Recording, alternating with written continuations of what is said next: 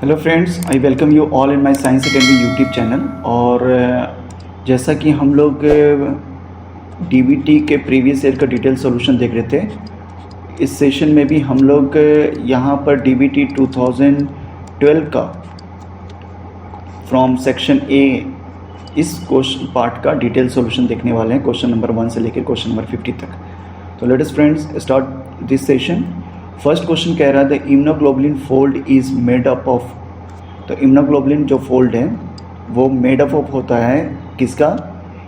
Sandwich of two anti parallel beta seat.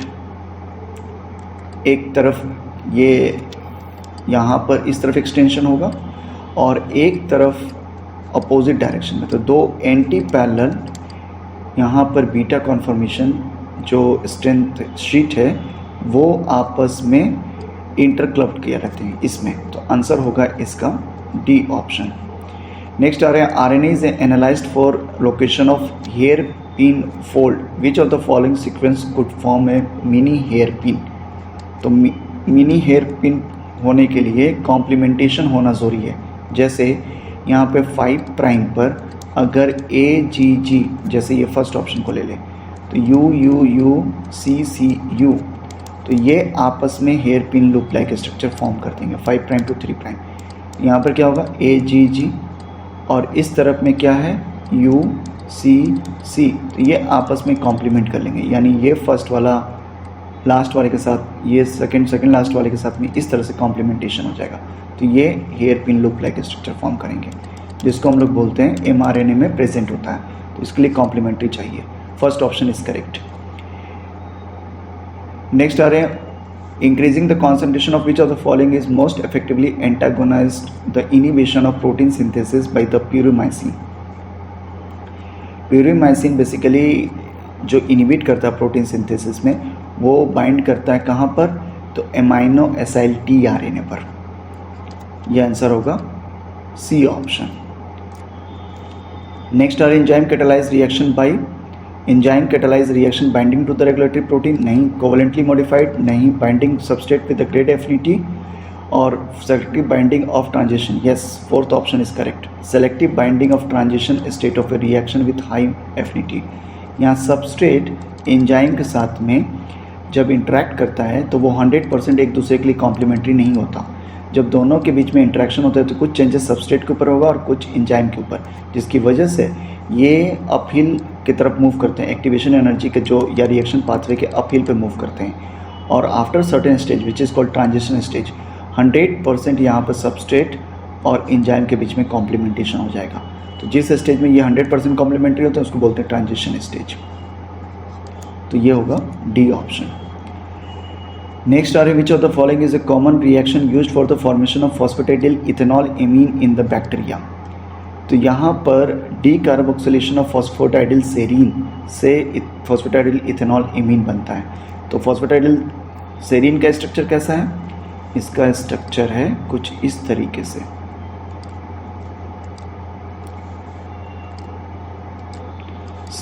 C double bond H NH2 H CH2OH, ये है serine. और यहाँ ethanol amine क्या होता है? ये होता है CH2NH2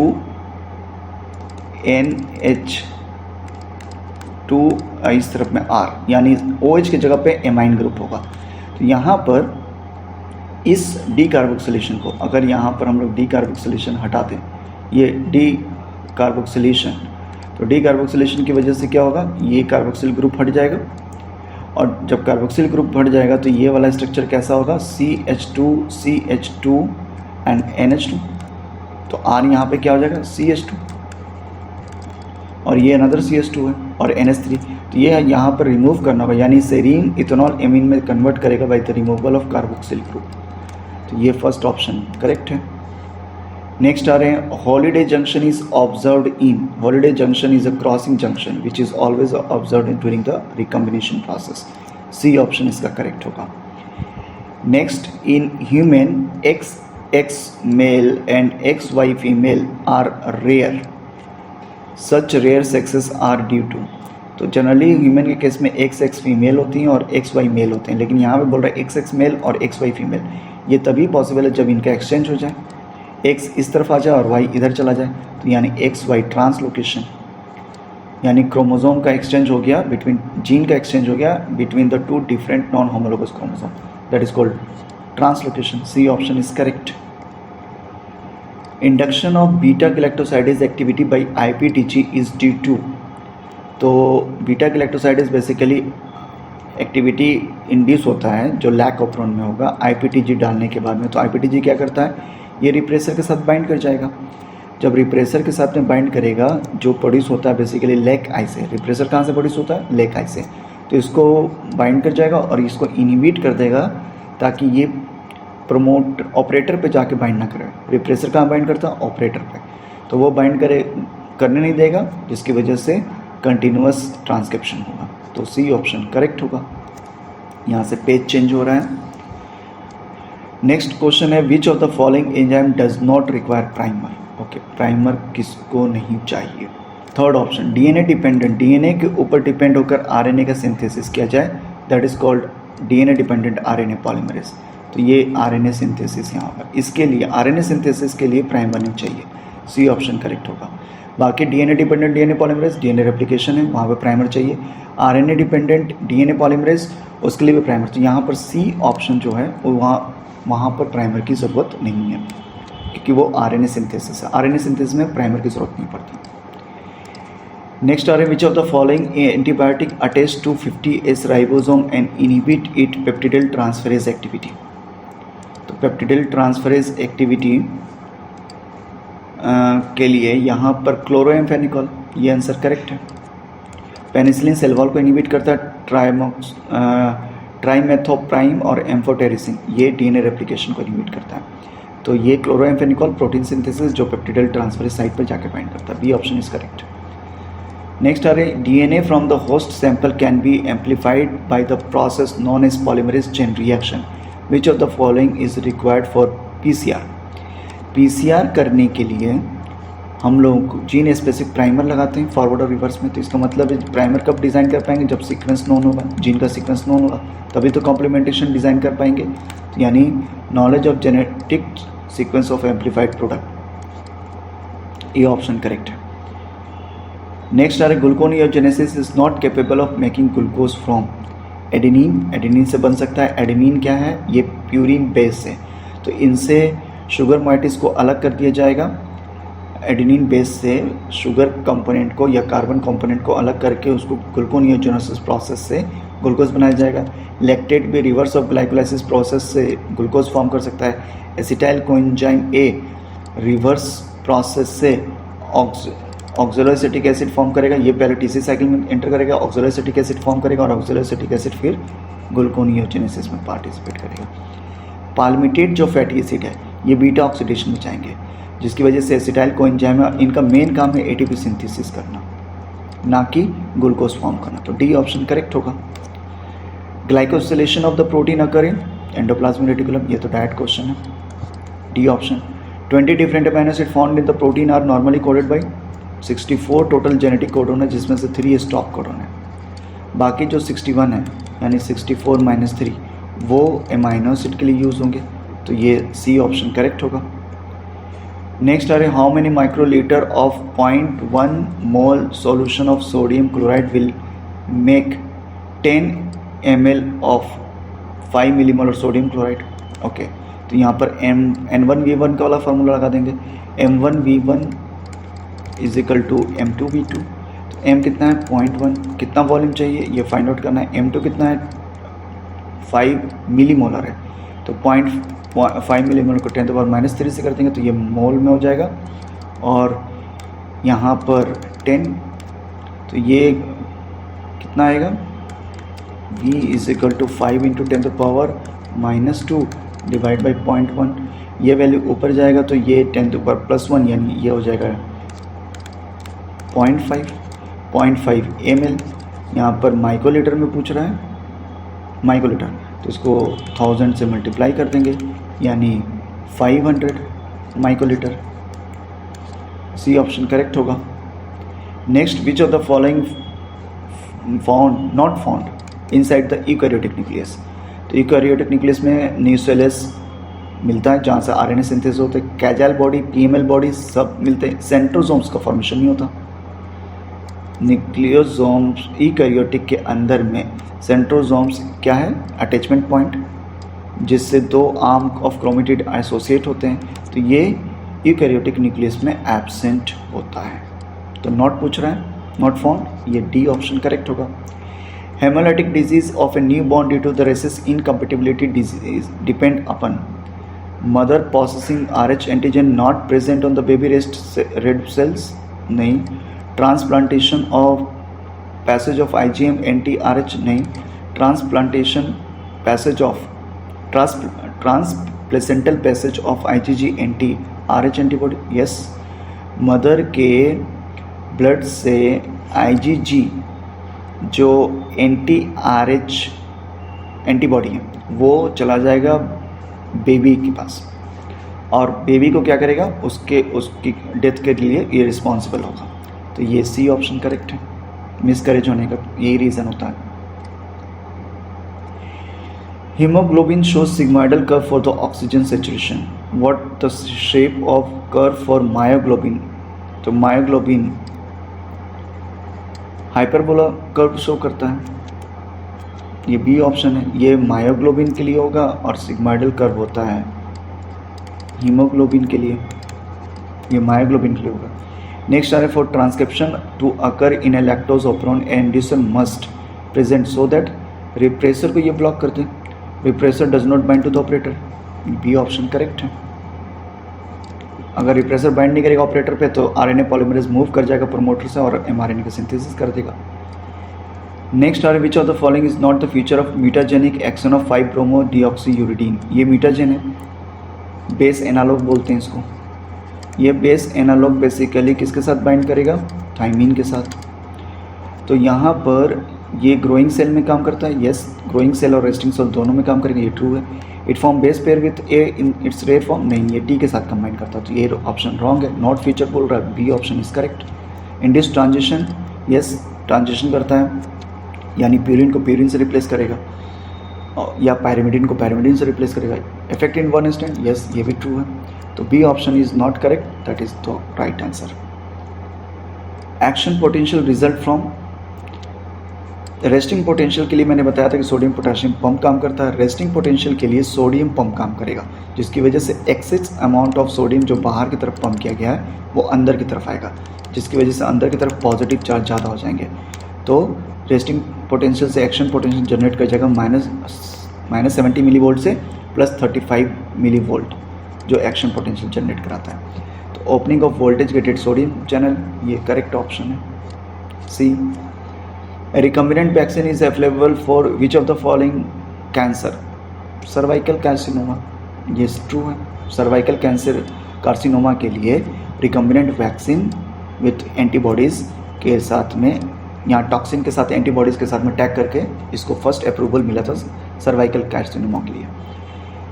patch clamp device is used for, यहाँ पर हम लोग पैच क्लैम्प को यूज़ करते हैं मेम्ब्रेन पर लगे हुए, सेल मेम्ब्रेन के ऊपर लगे हुए वोल्टेज गेटेड आयन चैनल के लिए, स्टडी के लिए। कितना वोल्टेज देंगे तो ये ओपन होगा, किस फैक्टर को बाइंड करेगा तो ये ओपन होगा।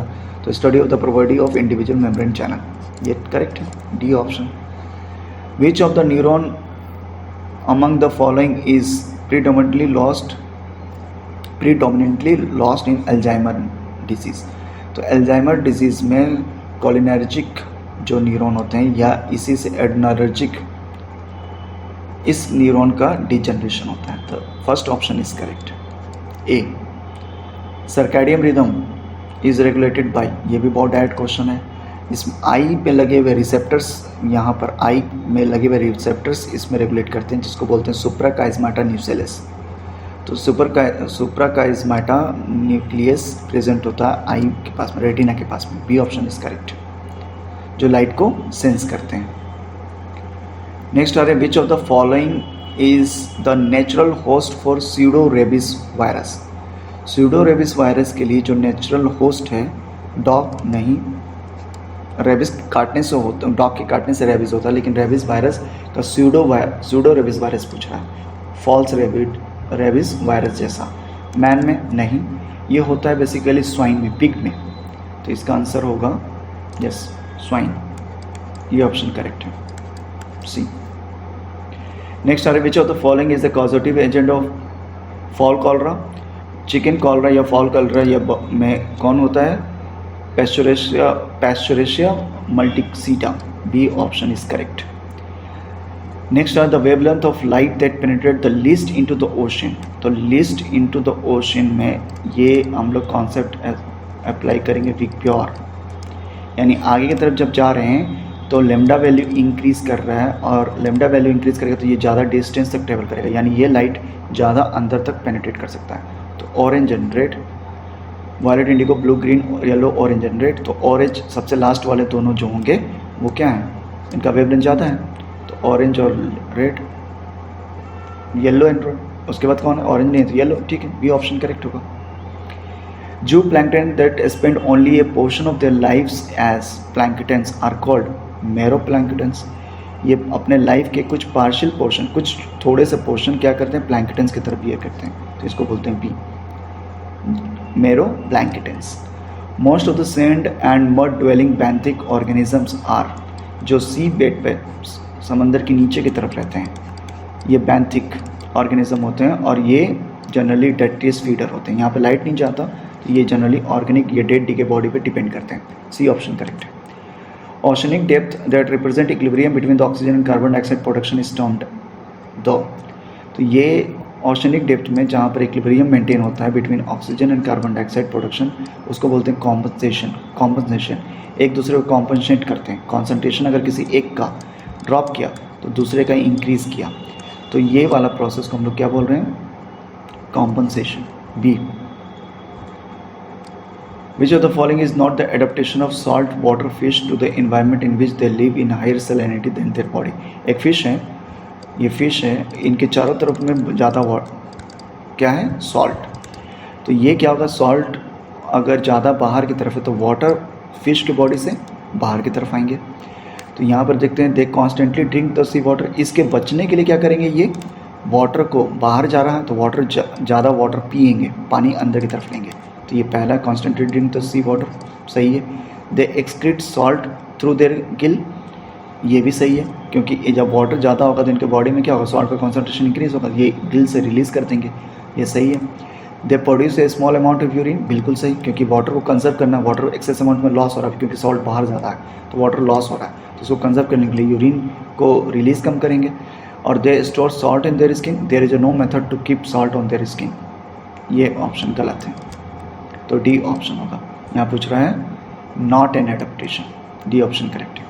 सी alpha C distance plot might be useful in, तो सी अल्फा सी जो होता है यहाँ पर दो कार्बन के बीच में, सेंटर कार्बन के बीच में एमाइनो एसिड के, उनके बीच में एंगल को प्लॉट जब करते हैं तो वो सेकेंडरी स्ट्रक्चर में करते हैं, जिसको हम लोग बोलते हैं सी अल्फा सी, यानी Sai, Sai P S I, और इसको इस तरह से रिप्रेजेंट करते हैं। सी अल्फा एन को हम लोग फाई से रिप्रेजेंट करते हैं, फाई से, सिंबल फाई, ठीक है। नेक्स्ट आ रहा है, a coin is toss 3 times, what is the probability of getting exactly 1 head turn up. तो यहाँ पर क्या प्रोबेबिलिटी हो सकता है, अगर ये टोटल कॉम्बिनेशन होगा, head tail head, head tail head, head head head, head head tail, tail tail head, tail tail tail, tail head head, ये सारे कॉम्बिनेशन हो गए। तो टोटल कॉम्बिनेशन कितना हो गया, 8। इनमें से मुझे सिर्फ एक हेड वाला चाहिए,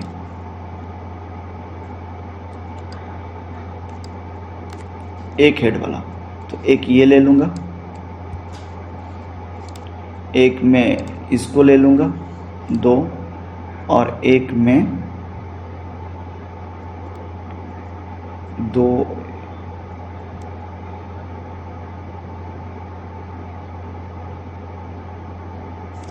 और एक ये वाला होगा, head tail tail, tail head tail, और tail tail head.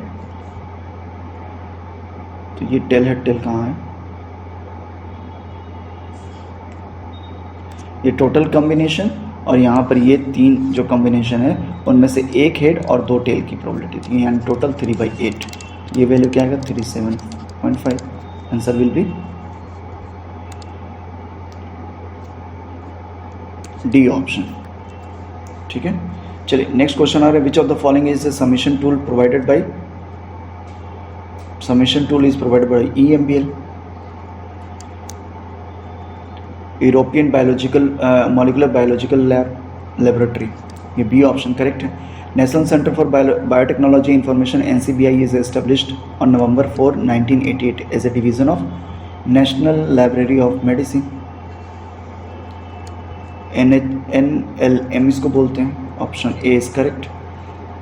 The part of protein have the highest flexibility are, तो जो प्रोटीन के पार्ट हैं उनमें सबसे जो टर्म ऊपर सरफेस की तरफ में रहते हैं उनमें फ्लेक्सिबिलिटी सबसे ज़्यादा होगा, सरफेस साइड चेन, इनमें फ्लेक्सिबिलिटी सबसे ज़्यादा होगा, D option is correct. Okay, इसके बाद में मैं बायो इन्फॉर्मेटिक्स के क्वेश्चन है तो ये सब सॉल्व नहीं कर रहा हूँ क्योंकि इसका आंसर मैं एक्सप्लेन, इसके बारे में मुझे नॉलेज नहीं तो मैं इसको एक्सप्लेन नहीं कर रहा हूँ।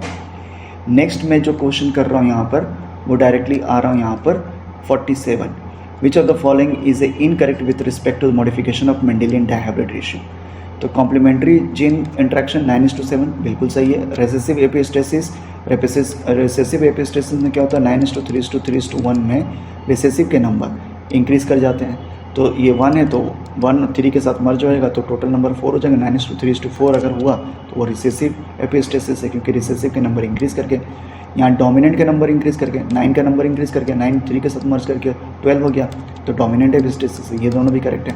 लेकिन एडिटिव जीन का रेशियो ये नहीं होता 10:6, तो आंसर होगा ये रॉन्ग है, तो यही इनकरेक्ट पूछ रहा है, option is D. Example of codominant marker is SSR marker, SSR marker is the codominant as well as dominant marker, तो D option, short sequence repeat marker बोलते हैं इसको, तो D option is correct. A mapping method to identify marker linked to the trait of our interest in a natural population is, तो यहाँ पर हम लोग आइडेंटिफाई कर रहे हैं marker based on interest of natural population, तो इसको हम लोग mapping to identify marker link to the trait of our interest in a natural population, association marker बोलेंगे इसको, किसी पार्टिकुलर कैरेक्टर से ये एसोसिएट है तो इसको हम लोग क्या बोलेंगे, एसोसिएशन मार्कर। लास्ट आ रहा है the number of phenotype in the F2 in dihybrid will be 4, इसका तो डायरेक्ट आंसर होगा 9:3:3:1, ये 4 फिनोटाइप है, 1 2 3 4, तो डाइहाइब्रिड क्रॉस का फिनोटाइपिक रेशियो है तो ये 4 होगा, सी ऑप्शन। तो इनमें कुछ क्वेश्चंस मैंने नहीं किया जो बायो इन्फॉर्मेटिक्स से रिलेटेड है, उसका डिटेल मुझे नॉलेज नहीं है तो मैं नहीं कर रहा हूँ एक्सप्लेन उसको, बाकी जितने भी जो मेरे एरिया से था वो मैंने एक्सप्लेन कर दिया। तो होप सो ये वीडियो आपको हेल्प करेगी आपके DBT बायोटेक एंट्रेंस एग्जामिनेशन की प्रिपरेशन में। तो नेक्स्ट सेशन में हम लोग किसी और टॉपिक के ऊपर में बात करेंगे। तो आज के वीडियो में बस इतना ही था। Thanks a lot for watching, मिलते हैं next video, bye bye, take care.